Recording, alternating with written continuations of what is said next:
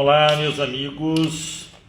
Muito boa tarde, boa noite, né? Chegando aqui já 18h01. Estamos aqui para começar hoje um bate-papo com Juliana Bumachá a respeito de recuperação judicial. Sexta-feira, essa hora, eu imagino que... Espero que todos estejam aqui, né, presentes. A gente vai aqui autorizar. É sempre assim. A gente começa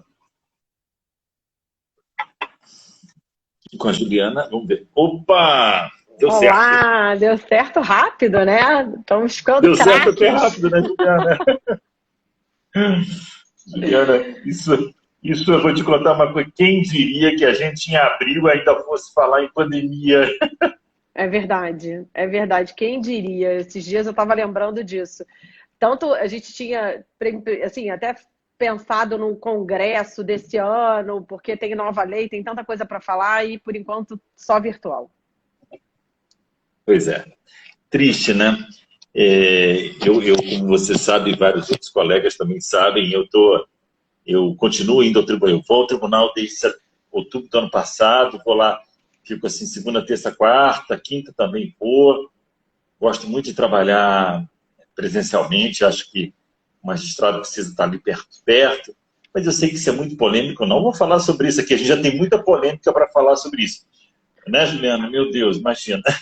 É verdade, eu também, eu sou adepta, assim, eu prefiro até vir, porque com 3 filhos, né, desembargador, então, assim, minha vida em casa não fica tão tranquila, então eu prefiro trabalhar do escritório, com cada um na sua sala, né, cada um com o seu distanciamento, mas hoje a gente está vivendo um momento muito delicado, né, muito, muito preocupante, eu acho, né. É verdade.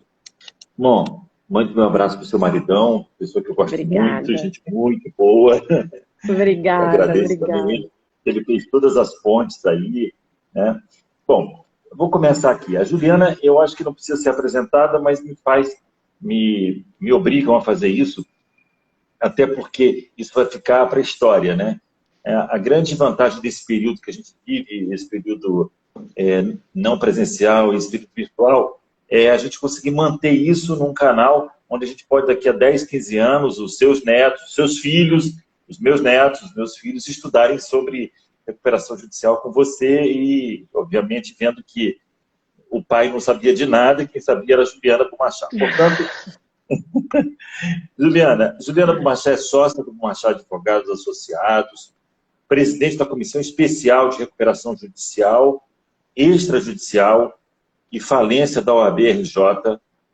Ela é professora convidada de pós-graduação Lato Sensu da Fundação Getúlio Vargas, Direito, Rio de Janeiro, e membro do grupo de trabalho do CNJ para a modernização da atuação do judiciário nos processos de recuperação judicial e falência. Eu pedi para ela, assim, fazer um negócio simples, pequeno, mas mesmo assim ela não conseguiu e trouxe isso tudo. Juliana, eu vou começar, me permite, com um fato que a gente já combinou e eu pedi a tua autorização para fazê-lo, porque Lógico. eu acho que isso mexe muito com você, mas certo dia, essa história é uma história antiga lá no tribunal e quem não sabe, posso dizer agora.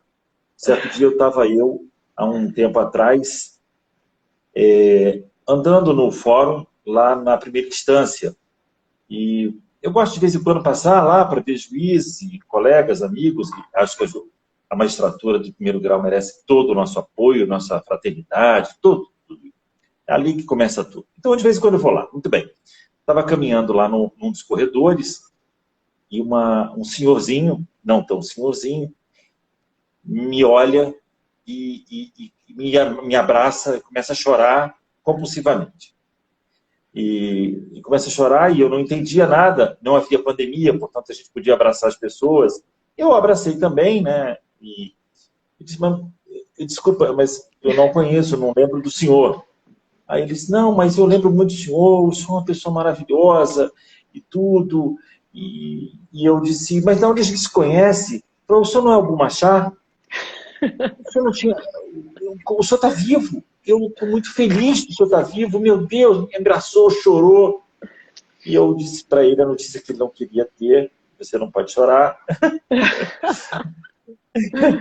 Porque eu gostava muito dele, e eu costumava dizer, Machá, a nossa diferença é que a gente é muito parecido, mas você tem rico e eu sou pobre. Então ele ria muito. A gente era muito parecido para quem conhece a gente. E depois eu contei até me emocionei, porque ele é uma pessoa muito querida.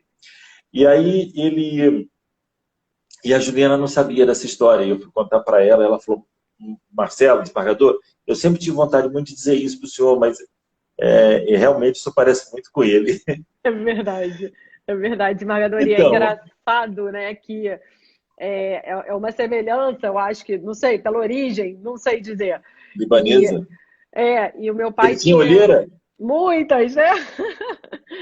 E meu pai tinha grandes amigos, né? Eu acho que no tribunal, assim, advogados, juízes, militante dessa área de RJ há muito tempo, né? E eu falo Exato. que esses amigos me ajudaram muito na continuidade do escritório. E, sem dúvida nenhuma, desembargador, você é uma dessas pessoas. Eu acho que o acolhimento, o carinho, fizeram muita diferença na minha trajetória dentro aqui do escritório após o falecimento do Alfredo. É, ele me disse uma vez, ele era um dos maiores advogados, né, da área da falência e concordata, e depois ele chegou a pegar a recuperação, Juliana? Chegou bem um pouquinho. Na verdade, a recuperação à Lei 11.101 é de 2005 e ele faleceu em 2010, então foi muito recente, né? Estava ali, início de processo da Varig, tinha Estava aquelas. se formando, né, a lei, a Exatamente. jurisprudência, isso mesmo. E ele era um craque na área, e uma vez ele encontrou comigo, eu tinha passado 10 anos, eu passei 20 anos no Ministério Público, já estava há 5 anos no Judiciário, e ele disse, olha, o Ministério Público perdeu muito você vindo para cá, mas o Judiciário ganhou, e a gente começou a rir, etc. Então, várias pessoas mandaram assim, grandes abraços a você, Juliana. A Obrigada. desembargadora Mônica de Pinheiro, da minha Câmara, mandaram, todo mundo mandou um grande abraço para Especialista na você, área hoje, né? especialista na Desembargadora área hoje. Mônica, sem dúvida. E vários amigos. Mas, Juliana, a gente está aqui hoje para falar do que você gosta e do que, assim, teus alunos e as pessoas todas estão aqui esperando. Eu tenho sido um bom crítico da lei, no sentido de que eu lamentava que a lei não tivesse... e por que eu estou botando no passado? Porque o tema, aliás, um colega nosso falou, Marcelo, você é muito perspicaz nessa história, dizer recuperação da recuperação judicial, é maldade com a Juliana. Mas a gente está querendo justamente botar a lenha na fogueira, mas uma boa lenha, no sentido de que aqueceu o mercado e aqueceu o tema e aquecer a discussão. Para perguntar, no final da nossa conversa, essa recuperação, se a alteração da lei, que é uma lei nova de 2005, já alterada agora, era necessário ou não era necessária, e se as mudanças que vieram para melhor ou para pior, ou mantiveram o texto da sua maneira. Tá. Mas eu deixo a palavra para você primeiro falar sobre esse projeto de lei, como é que criou e como é que se forjou isso. É com você. A gente está aqui para te ouvir. Não... Tá ótimo. Então, desembargador, primeiramente, queria muito agradecer, né, como presidente da Andes. Eu assisti, inclusive, uma live com o desembargador Werson, como assim, esse lugar de podermos debater e discutir é tão importante que depois fica gravado e a gente ainda consegue ficar assistindo. Então, queria muito agradecer o convite. Estou muito honrada de estar aqui hoje. E acho que o momento é muito oportuno para esse debate sobre a recuperação da recuperação, né? Acho que é um momento muito oportuno, é um grupo... essa modificação a gente vem discutindo ela há muito tempo, né? Eu falo que a Lei 11.101, que alterou o Decreto-Lei 7661 de 45, o meu pai fez o anteprojeto em 1993. Então, a gente teve um anteprojeto em 93 que virou lei só em 2005. Né? Por sorte, a 14.112, ela é mais recente, ela foi mais célere nessa tramitação no Congresso. E, realmente, as críticas que vêm dessa alteração da lei vêm muito no sentido de, tinha necessidade de modificar a lei nesse momento, onde a jurisprudência ainda estava se consolidando, né? A gente ainda tem discussões no STJ importantes da Lei 11.101. Então, realmente, assim, essa crítica, se era necessária ou não a lei, eu acho que é muito pertinente para determinados assuntos. Acho que a lei foi muito tímida em determinadas modificações, né? A gente tinha até comentado, a gente tinha falado anteriormente sobre a possibilidade da gente conversar um pouco sobre o artigo 1º, sobre a legitimidade ativa dos agentes econômicos poderem pedir recuperação judicial, extrajudicial ou falência. Sem dúvida, isso foi algo que foi muito debatido ao longo desses anos de grupos de trabalho, de milhares de entidades, inclusive pela OAB. E a lei, o legislador não viu como alterar, por exemplo, ampliar o artigo 1º, e o artigo 1º continua lá engessado como empresário e sociedade empresária. A gente vê milhares de decisões, a gente pode falar isso daqui a pouco, com relação a esse assunto, e o legislador tímido não fez essa alteração. E, infelizmente, agora, ao meu ver, acaba criando uma insegurança jurídica, né? Porque a gente tem decisões positivas para as associações, tem decisões negativas, e como o cliente se posiciona devedor em crise frente a essa insegurança, né? Mas eu acredito que ela teve pontos positivos também, né? Ela cria um capítulo inteiro na seção 2A sobre a mediação antecedente pré-processual. Ela cria um capítulo 6º, a seção 6, salvo engano, que trata da questão da insolvência transnacional. E ela traz um capítulo da falência muito importante, desembargador. Ela traz uma visão da falência mais célere. Eu costumo dizer, atuando só pelo devedor, seguindo aí a escola tradicional, né, do escritório, a gente só faz recuperação e falência pelos devedores, e eu costumo dizer que o maior medo do devedor não é pedir recuperação judicial. O maior medo do devedor é quebrar, é falir, porque ele sabe que se ele falir, ele não sai mais. Então eu tenho falências aqui no escritório, eu tenho falência da Mesbla no escritório. Então, assim, né, não termina. E não termina não é por conta do magistrado, ou não é por conta do cartório, ou por conta do próprio advogado dos credores, é porque o rito falimentar é um rito muito burocrático e que não permite o empresário sair da falência. Mas eu acredito que a falência trouxe, sim, na nova lei, um posicionamento mais positivo, mais célere, o que a gente chama hoje de fresh start, da possibilidade do devedor sair do outro lado.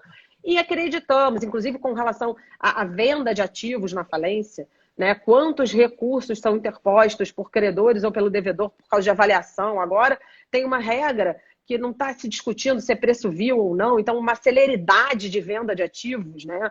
A gente tem falências que às vezes você não consegue vender o ativo, que é um imóvel gigante na Avenida Brasil, que valia 30 milhões, mas hoje está invadido.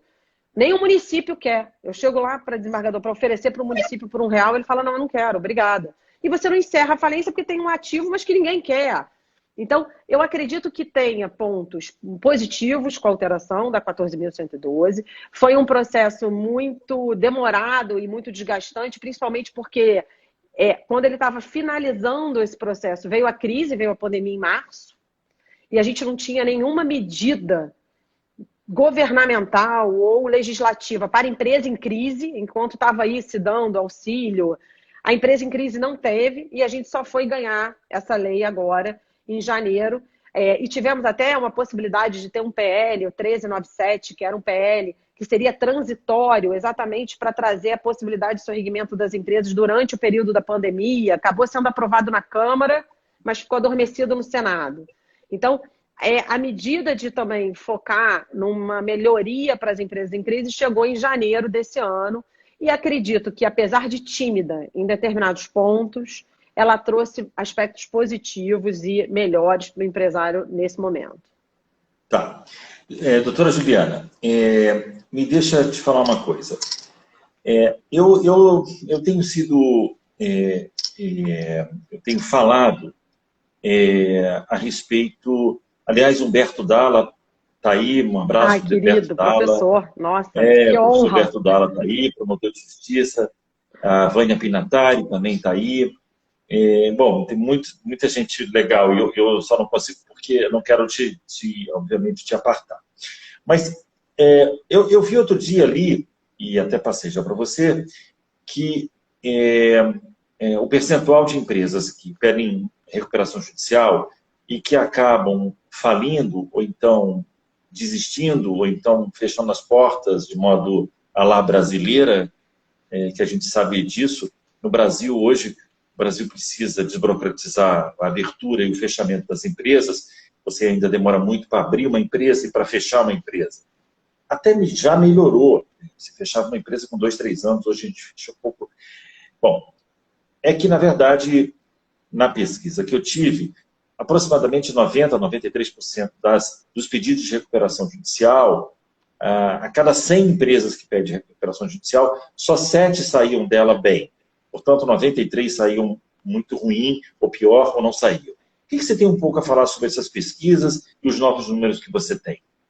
Eu lembro da desembargadora Márcia Cunha, quando ainda estava juíza da 2ª Vara Empresarial, né? Na época, vara de falência concordata, que ela falou sobre essa pesquisa. Ela falou, doutora, recuperação judicial é uma coisa muito complicada. Não se recupera menos de 1%, e eu assim, acho que ficou esse estigma muito grande, né, da falta de possibilidades das empresas se recuperarem. E querendo me valer um pouquinho dos números atuais de uma pesquisa que eu acredito ser muito séria, que é a pesquisa do NEP de São Paulo, da BJ, que em parceria com a PUC, lá de São Paulo, inclusive, que levantou dados durante 10 anos do estado de São Paulo, e aí levantou várias premissas, não só o número de recuperações que entraram. Então, durante 10 anos foram, acho que quase 1.000 recuperações judiciais. Quantas saíram do processo, quantas não saíram. E eu levantei essa pesquisa antes da gente começar, desembargador, e tive uma surpresa positiva. Porque da análise de 10 anos, do estado inteiro de São Paulo, todas as empresas que se valeram do pedido de recuperação judicial, 88% tiveram planos aprovados. Isso, certamente, não significa dizer que essas empresas saíram exituosas do processo de recuperação, cumpriram seus planos, por exemplo. Mas pode ser que essa empresa tenha tido o plano aprovado, a falência dela tenha sido decretada, e usando aqui até uma expressão do professor Ivo Weisberg de São Paulo, uma pessoa que eu admiro muito, uma das maiores referências da área, não necessariamente a empresa que faliu foi insucesso, porque ela pode, por exemplo, ter vendido seus ativos numa UPI, uma unidade produtiva isolada, e ter repassado esse ativo para um terceiro adquirente e ter pago todos os seus credores e, eventualmente, não ter prosseguido com aquela atividade remanescente. Então, o número que a gente tem de planos aprovados, eu acho que nos faz refletir um pouquinho, que eu acho que esse número é um pouco melhor. E a gente vai agora, breve, assim, acredito que nos próximos 15 dias ou 20 dias, uma pesquisa que a gente capitaneou com alguns colegas aqui do Rio, a gente vai trazer esses dados para o Rio de Janeiro.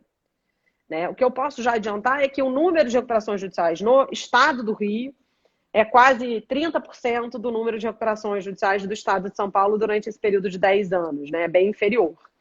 E os números são muito semelhantes, isso que nos causou um pouco de até curiosidade. Né? Então, eu acredito que o número de recuperações judiciais acaba sendo um pouco maior de êxito dentro disso. Do que se fala. Do que se fala, né? E acho que a gente pode se basear nessa premissa da própria pesquisa, porque ali tem muitas nuances do que é dar certo ou não dar certo, né? Tá. Então, a gente...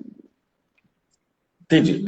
Aliás, Marco Antônio Ibrahim entrou, né? Nosso desembargador, quero dar um abraço para ele.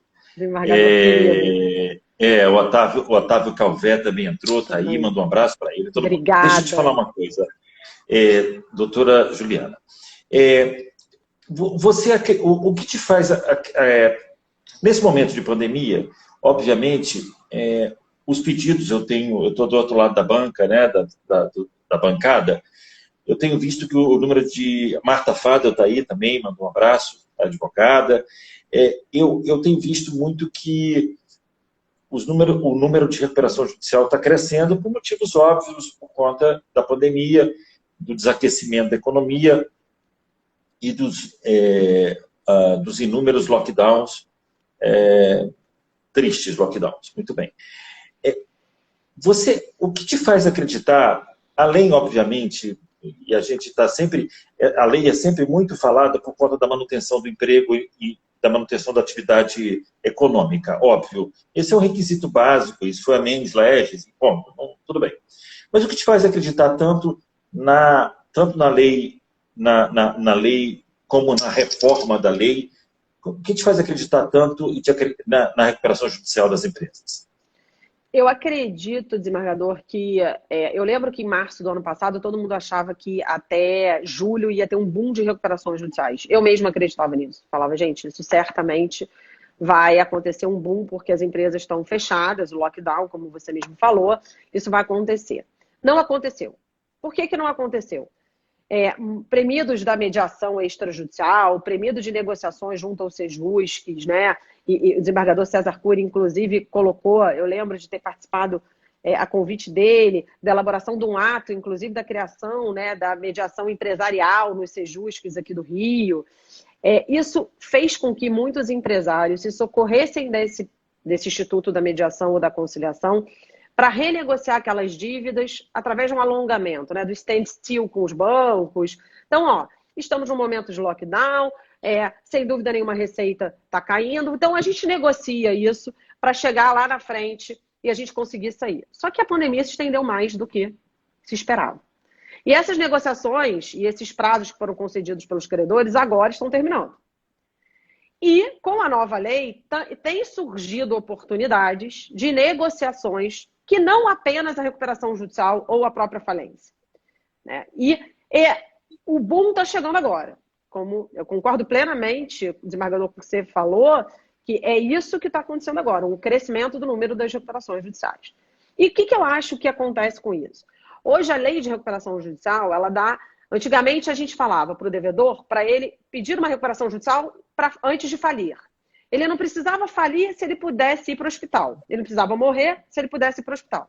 Hoje, além dele poder pedir recuperação judicial, ele tem a possibilidade de fazer a mediação pré-processual, que nada mais é do que a possibilidade do devedor ingressar em juízo, pedindo a suspensão das suas ações e execuções por 60 dias, para negociar com seus credores e, eventualmente, feito o acordo, ele vai embora. Se ele não conseguir fazer o acordo, ele pede uma recuperação judicial ou uma extrajudicial. E qual é o único ônus que ele vai ter? Se ele pedir uma recuperação judicial depois da mediação pré, ele tem direito aos 180 dias de suspensão das ações e execuções. E esses 180 dias vão ser abatidos daqueles 60 que já foram concedidos anteriormente para negociar. Então, isso é uma possibilidade que a lei está trazendo. Além disso, a lei traz a possibilidade da recuperação extrajudicial. E eu hoje, desembargador, sou uma fã da recuperação extrajudicial, né? Acho que sou muito fã da recuperação extrajudicial.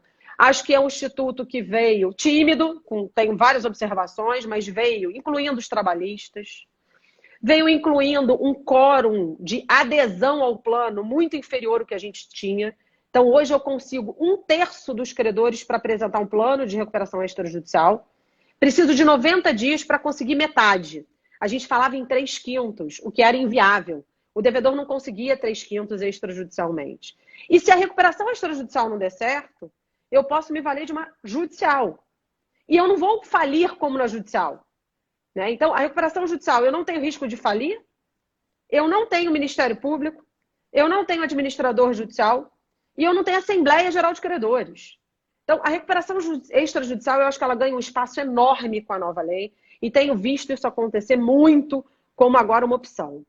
E tem a recuperação judicial, que nada mais é do que o processo que a gente já está acostumado, né? E que com algumas melhorias eu acredito também que vai ser muito bem utilizado. Eu fico muito feliz de você ser uma fã de qualquer atividade em que se possa não bater a portas do judiciário, né? Eu tenho defendido como presidente da ANDES, e já antes, como presidente da ANDES, para quem não sabe, a ANDES é a Associação Nacional de Desembargadores, eu presido a ANDES já há algum tempo, desde o ano passado, e nós temos defendido muito a conciliação pré-processual por conta de uma frase que tem viralizado, e que eu vou repetir aqui, é que julgar, todo mundo sabe, é enxugar gelo. O problema não é enxugar o gelo, o problema é faltar dinheiro para comprar o pano para enxugar o gelo. O nosso orçamento é finito, o judiciário tem 6% da receita corrente líquida do Estado, como vocês sabem, o Ministério Público 2% da receita corrente líquida do Estado, e a gente tem, então, a lei de responsabilidade fiscal que nos engessa. Eu fico muito feliz de você, da lei trazer essa possibilidade da conciliação pré-processual, da possibilidade de conciliação pré-processual. Bom, vamos falar um pouquinho agora do sujeito da recuperação judicial. A empresa, empresário, o que você pode trazer um pouco para a gente sobre essa situação? Notadamente, hoje é uma discussão muito boa, eu sou botafoguense, um clube que está à beira da falência. Já fez algumas reestruturações. Toda a recuperação. Bom, é só uma brincadeira, mas o que você acha um pouco a respeito desse tema? Então, desembargador, eu acho que nos grupos Mauro Martins entrou. Mauro Martins, um abraço, amigo, desembargador Mauro Martins. Nossa, despachei muito com o desembargador Mauro na quarta empresarial. Nossa, na época, hoje, era grande juiz da nossa... Já perturbei muito o desembargador, muito. Mas eu acredito que eu fui uma brigadora lá no debate da lei para a alteração do artigo 1º, né? A gente tinha uma redação unânime para o artigo 1º, desembargador. A gente tinha, assim, agente econômico, podia debater na comissão da OAB, podia debater no Instituto Brasileiro Recuperacional de São Paulo. Aonde a gente debatesse, a gente tinha uma redação pronta. Mas, infelizmente, o legislador não a considerou e permaneceu intacto o artigo 1º. E aí, agora surgem milhares de discussões, como o desembargador já acabou de adiantar. O caso do Figueirense está sendo um caso super debatido. E se a gente fizer uma analogia, essa discussão está desde 2009. Né? Em 2009, a gente teve a discussão da Casa de Portugal como uma associação. O desembargador Ayub também é um defensor dessa matéria, da possibilidade do legitimado, né? Mas continua, acho que o desculpa. desembargador Ayub hoje é a referência dessa discussão. Né? Hoje, como advogado, né? Sem dúvida nenhuma, ele é a referência desse assunto, sendo responsável pelo processo da Universidade Cândido Mendes, sendo responsável pelo processo do Figueirense e agora pelo Instituto Metodista também. Né? Então, sem dúvida, o desembargador Ayub hoje é o grande nome na defesa das associações como agentes econômicos capazes de serem legitimados para pedir uma recuperação judicial, extrajudicial ou falência mesmo. E essa discussão já vem de muitos anos, né? Essa discussão vem desde 2009 e vem assim caminhando, se a possibilidade disso ou não. A gente não teve ainda a possibilidade do STJ resolver isso, mas a grande defesa que se fala é que a associação civil, além dela não ser uma exceção do artigo 2º, onde está lá de uma forma muito expressa, ela exerce uma atividade econômica organizada, né? Sem fins lucrativos, e ela poderia, sim, se enquadrar no conceito macro do 966 do Código Civil. Né? Então, eu acredito que a jurisprudência, do jeito que está caminhando, e eu acho, desembargador, que é a jurisprudência que vai fazer a modificação do artigo 1º. A gente vai deixar de tratar apenas de empresário e sociedade empresária, e a gente vai passar a ter um conceito macro do agente econômico capaz de exercer. E assim, e aí a gente engloba, e a gente tem decisões recentes, como a Universidade Cândido Mendes, uma decisão dada pela 5ª Vara Empresarial, hoje confirmada no Tribunal do Rio. A gente tem o caso do Figueirense, hoje no Sul, como legitimado com uma medida cautelar antecedente, onde pede suspensão das ações por 30 dias, para aí depois se fazer o pedido de recuperação.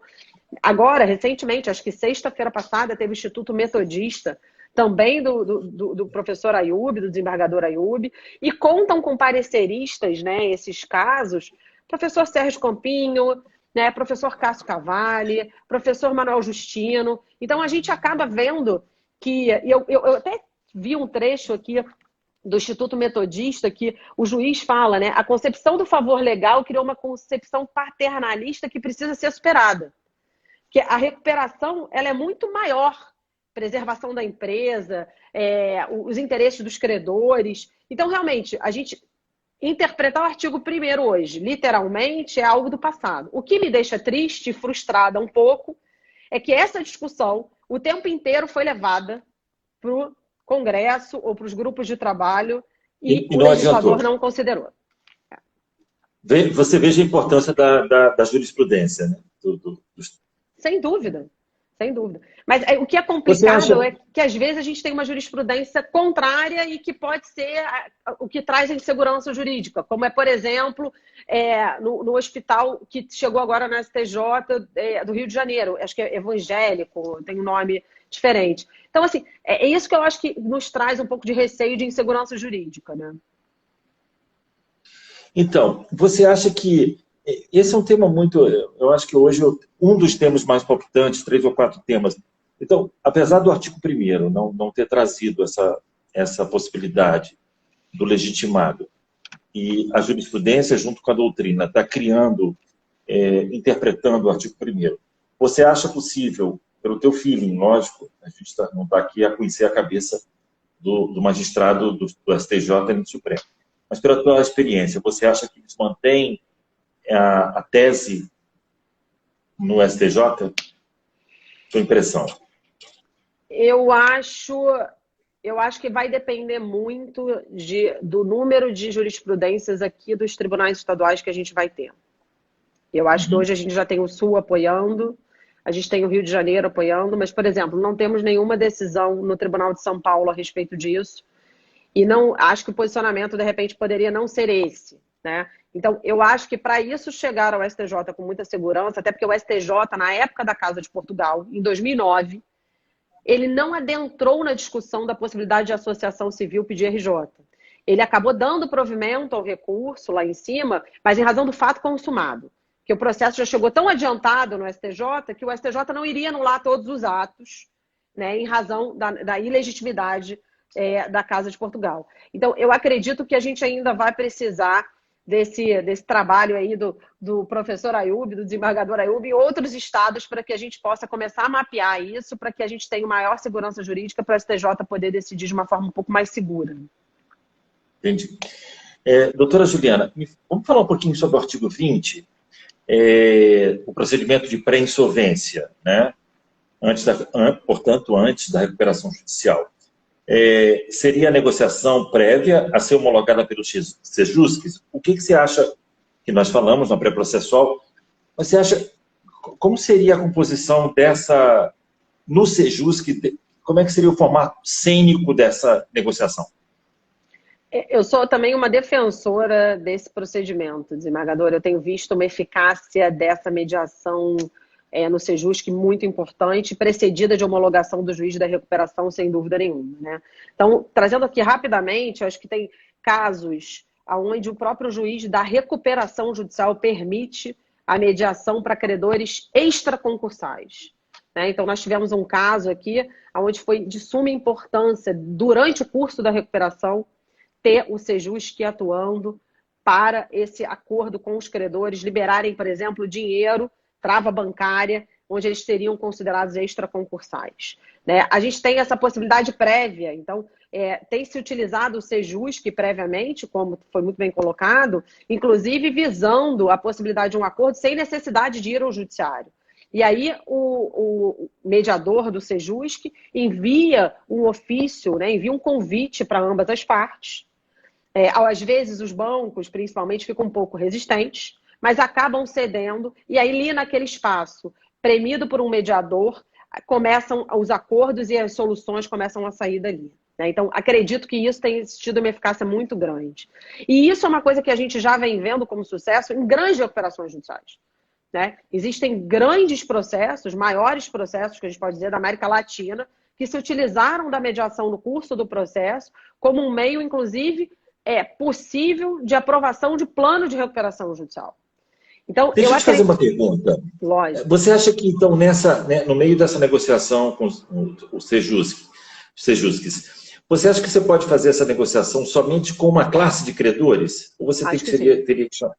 Sim? Não vejo problema nenhum. Acho que, inclusive, e a igualdade? O que você acha da igualdade no tratamento?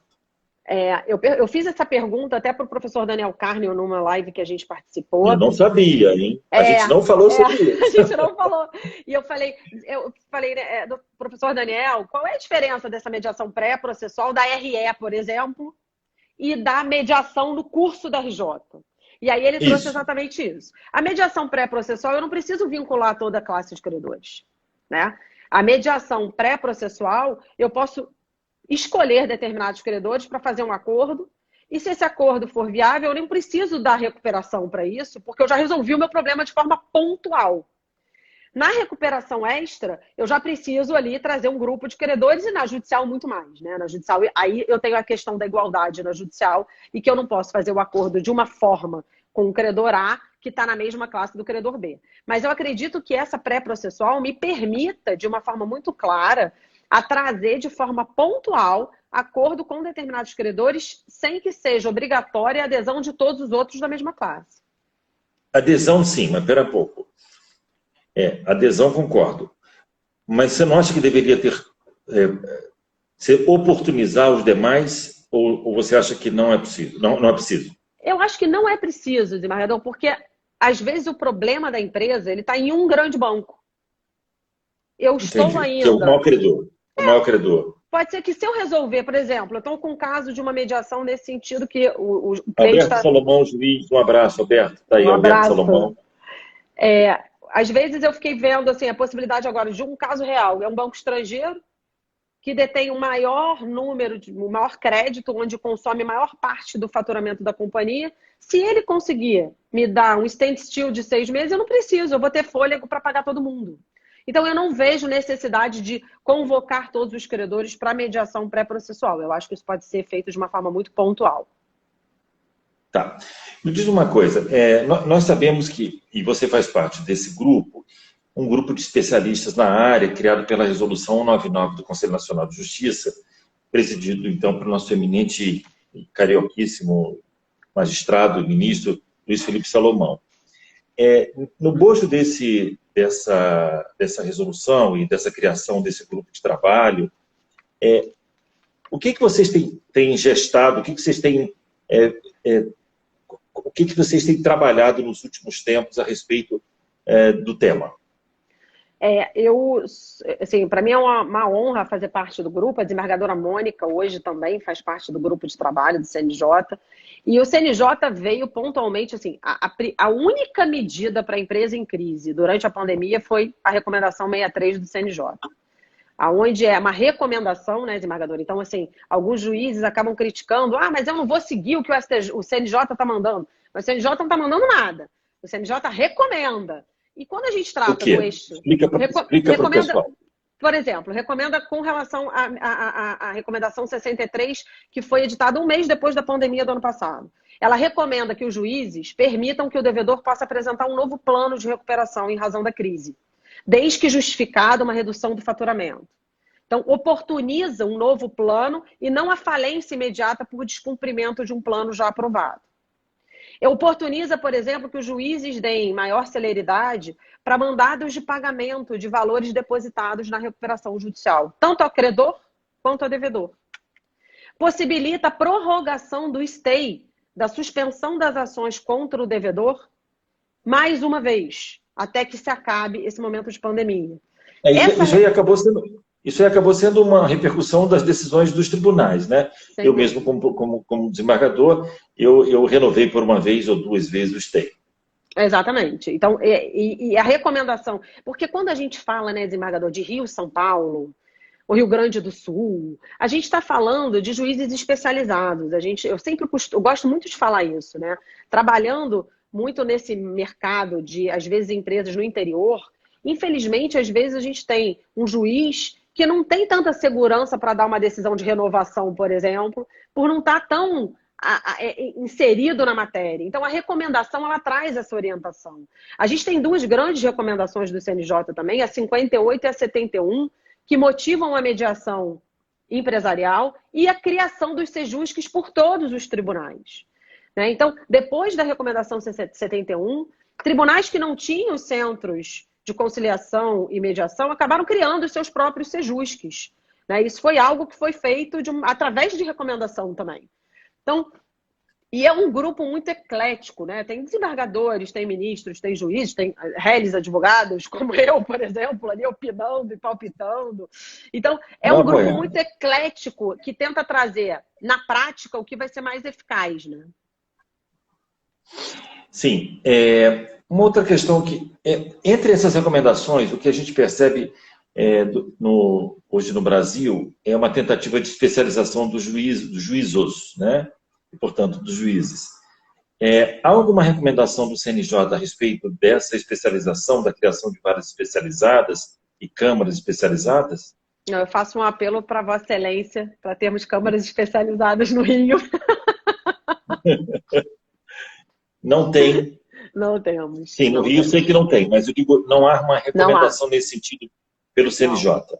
Acho até uma boa ideia. Acho até uma boa idea. Acho que isso seria importante. E em São Paulo, temos alguma coisa parecida?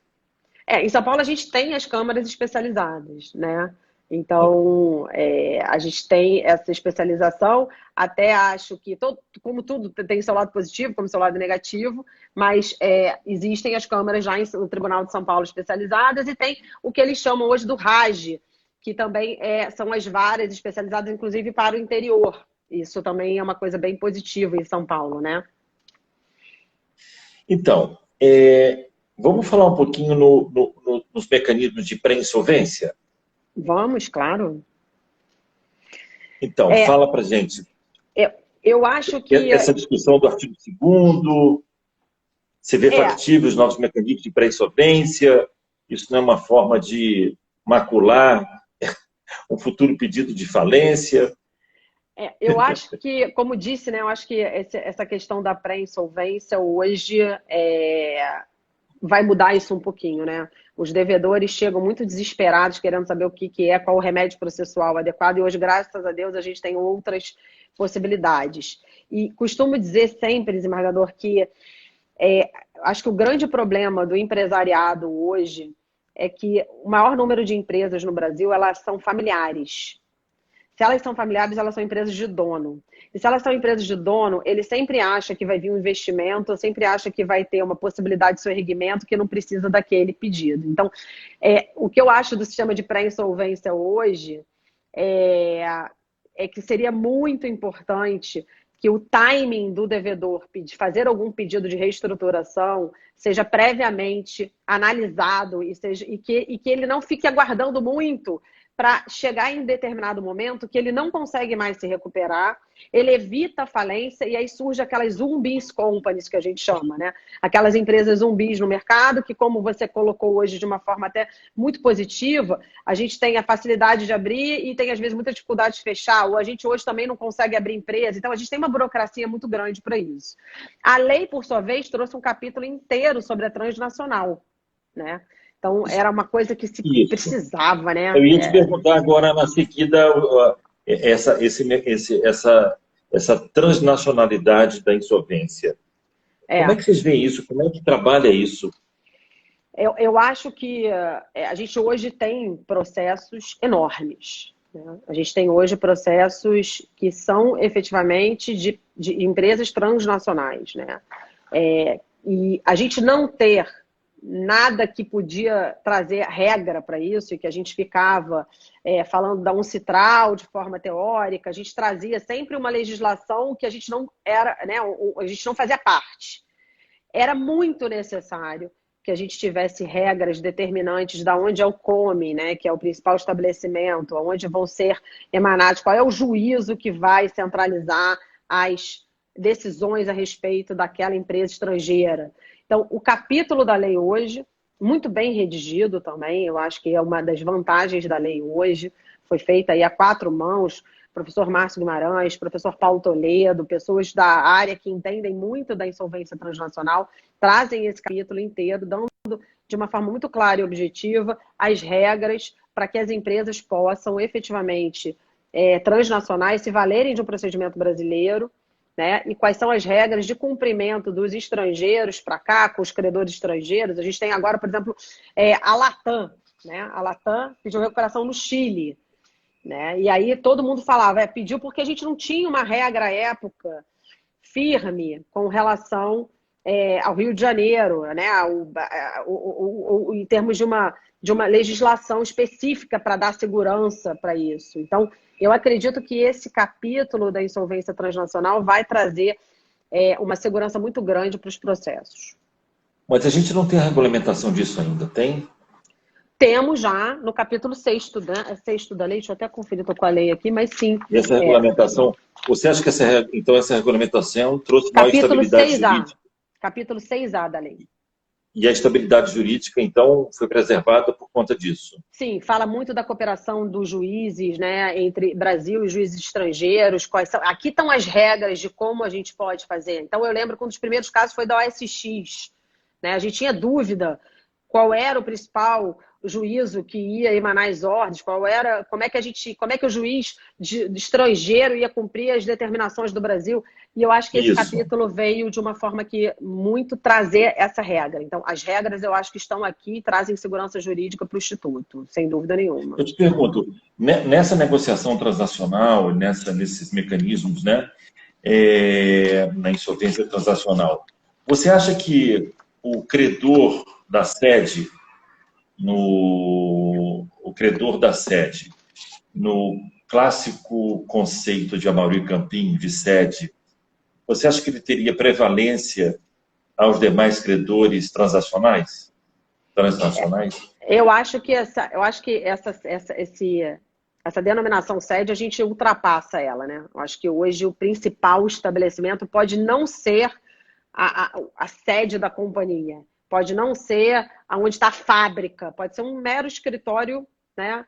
Eu gosto até de usar um exemplo do professor Márcio Guimarães, que ele sempre fala, por exemplo, a Amazon. O que é a sede da Amazon, né?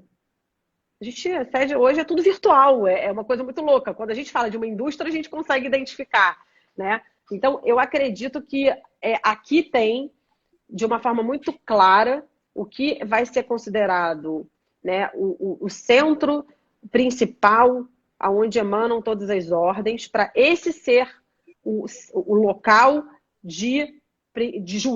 onde o juízo vai se instalar para decisão e processamento de um processo de recuperação judicial. Sim, isso aí no que se refere à competência. Mas eu te falo no que se me referi no tocante àquele credor que está primeiro, que é um credor nacional e está sendo credor de uma empresa nacional, apesar dessa empresa nacional, obviamente, possuir credores em outros lugares do mundo. Esse credor nacional teria prevalência? Não acredito. No recebimento? Não acredito. Não, ele vai seguir a ordem das 4 classes e ele vai concorrer da mesma forma que o credor estrangeiro. Entendi. Porque isso é uma matéria interessante, né? Por conta de que... É uma dúvida enorme, né? Até exigir que um credor estrangeiro habilite o crédito no Brasil é uma coisa... É bem complicado isso, né?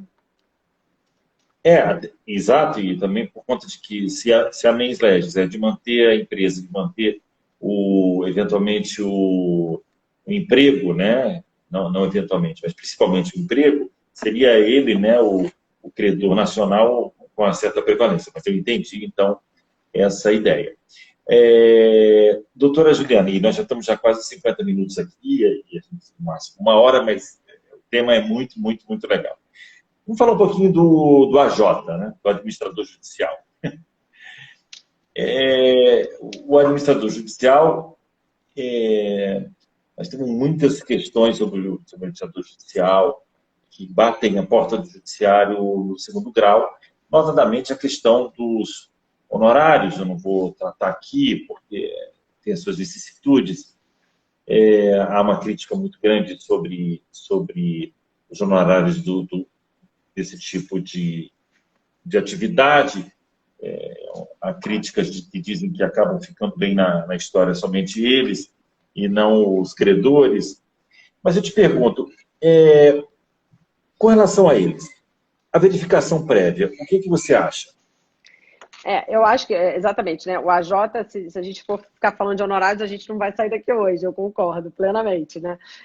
Os AJs ganham aqui na parte toda, né, de verificação prévia, e até mesmo maiores atribuições com a lei, né? Hoje o administrador ele não pode apenas validar, né, os dados, ele tem que ter certeza e trazer uma segurança para o juiz que a recuperanda fez aquele balanço com certa viabilidade, certeza, etc. Então, acho que a primeira questão a ser destacada do AJ é que ele ganha maiores obrigações com a nova lei, certamente. E com relação à verificação prévia, desembargador, eu não acho que o AJ possa exercer a função de mediador e nem de conciliador. Acho que são funções diferentes, né? Como a gente tem hoje a função do gestor judicial, quando o devedor é afastado, né, da empresa, como administrador da companhia, você tem a função do gestor. O gestor é o administrador? Não. O gestor é uma pessoa que vai lidar e vai levar a empresa adiante. O administrador também não pode ser mediador ou conciliador, né? O administrador judicial hoje, ele exerce uma função de fiscal, ele exerce uma função de entender como a recuperação vai caminhar, sendo a pessoa de confiança do juízo, fora do juízo, e para exercer essa função de mediador ou mesmo de conciliador, eu acredito que tenha que ser um profissional, e hoje tem, inclusive, milhares de cursos, né, de mediadores para insolvência, de conciliadores. Eu não acho que a atribuição do administrador seja a mesma atribuição do mediador na conciliação prévia, na verificação prévia. Eu acho que são coisas diferentes. Entendi.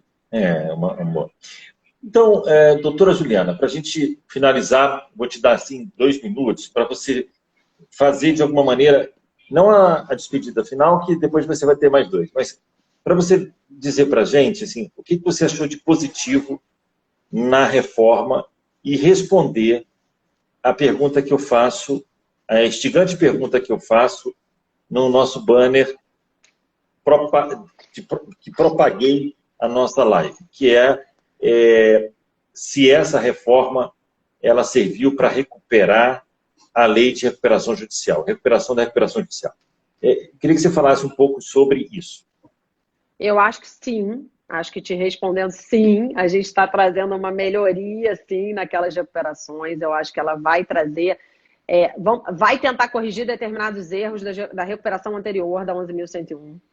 Né? Acho que ela traz até uma recuperação efetiva dos falidos, vamos dizer assim, né? Que os falidos não precisam ficar a vida inteira num processo falimentar, que eles podem sair de uma forma mais célere, né? Que a forma que se tem hoje de realização de ativo é muito positiva na lei.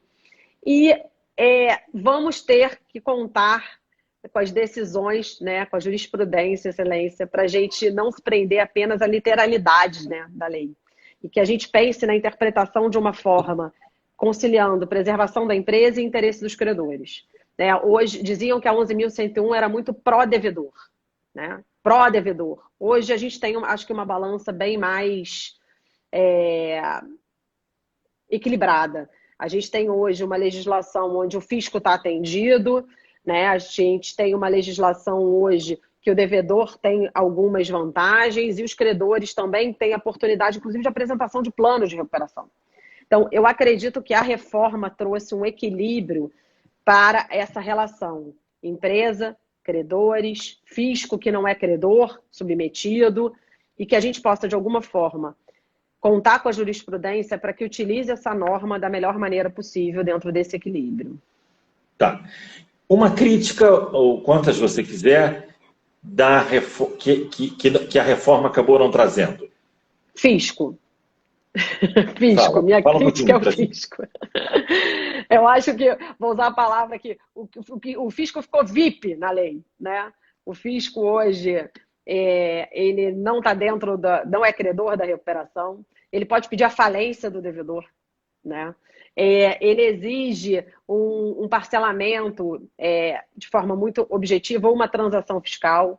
Então, se eu pudesse solicitar alguma coisa ao fisco, eu solicitaria que ele tenha uma visão que a transação fiscal ou mesmo o parcelamento, ele de alguma forma possa atuar fazer isso de uma forma bem ativa e equilibrada, para que a gente não deixe de pagar credores submetidos à recuperação judicial apenas e tão somente para estar honrando com algum parcelamento fiscal. Tá. E só para finalizar, antes do teu minuto final, você acha então que a nova lei, com as modificações, tornaram o procedimento mais célere ou menos célere ou igual? Acho que Eu acho que de celeridade vai estar igual. Eu não acho que a gente vai ter muito mais celeridade, não. Eu acho que o que a gente vai ter algumas limitações de não se postergar a Assembleia, porque a Assembleia tem A limite para ser desembargadora Mônica de suspensa. Pinheiro, a desembargadora Mônica de Pinheiro acaba de entrar, minha querida amiga. Ela é minha amiga já há muitos anos, eu não quero dizer quanto tempo. A gente trabalhou no Ministério Público juntos. O pai dela foi meu procurador-geral de Justiça quando eu era recém-chegado no MP. Eu passei 20 anos no MP, como você sabe. Mônica está aqui, é da 8ª Câmara, a gente está mandando um beijo para ela. Eu Mas então mando você acha... minha admiração eterna para a desembargadora Mônica. Então, você acha que, em termos de celeridade, nós mantivemos a mesma celeridade, mesmo com a possibilidade da conciliação pré-processual? Acho que sim, acho que a gente vai ter mecanismos que possam evitar o ingresso na recuperação judicial, mas eu acredito que a recuperação judicial não acho que a gente vai ter muito mais celeridade quanto a isso. Acho que a gente tem algumas limitações de prazo que foram positivas, como disse, a suspensão da Assembleia ela não pode ser por mais de 90 dias, então algumas coisas que acabavam se arrastando que vão ter limitadores, mas não acho que o procedimento em si vai se tornar tão mais célere, não. Entendi. Bom, Juliana, doutora Juliana, quero te agradecer, quero te dar um minuto para você, ou o tempo que você quiser, para você fazer as suas considerações finais. Desembargador, muito obrigada por essa oportunidade de estar aqui. Tantos desembargadores os quais eu admiro, tantos professores que eu admiro passaram por aqui. E queria parabenizar, né, por esse espaço que eu acho tão importante, tão visto, e que com a sua sempre, com o seu carinho, com a sua gentileza, com a sua simplicidade, poder receber aqui a gente para debater esse assunto que realmente me fascina, desembargador. Muito obrigada.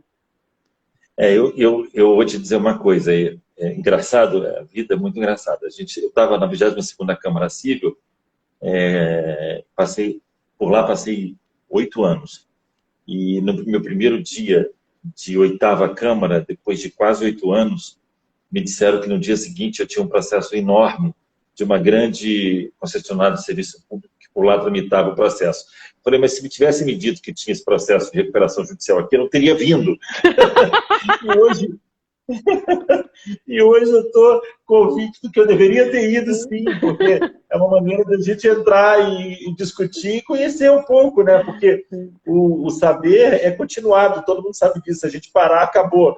E sair da zona de conforto é a forma da gente crescer, não tem dúvida nenhuma. Na zona de conforto você pode ficar como está. Se você já é um grande, vai permanecer um grande. Mas se a gente quer crescer sempre, tem que sair da zona de conforto.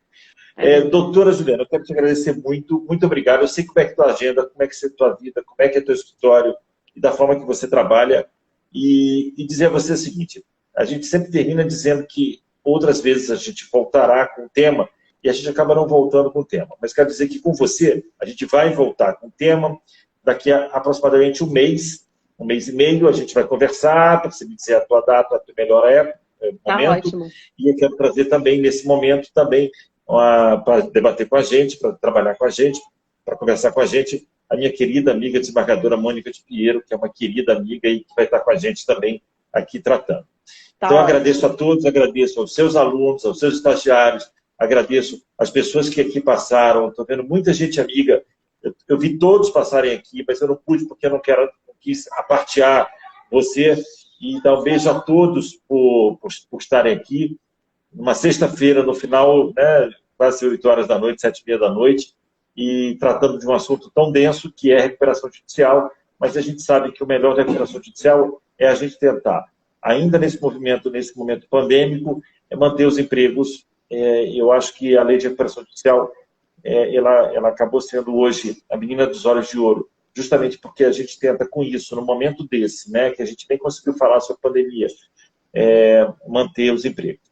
Quero te agradecer a todos, agradecer a todo mundo. Muito obrigado por todo mundo que está aqui. Obrigada, desembargador. Um grande beijo para você. Um abraço em todo o escritório, no seu marido, amigo, querido e todos os amigos, tá bom? Tá bom, obrigada. Um beijo, tchau, tchau. Beijo, tchau, tchau. Tchau, tchau.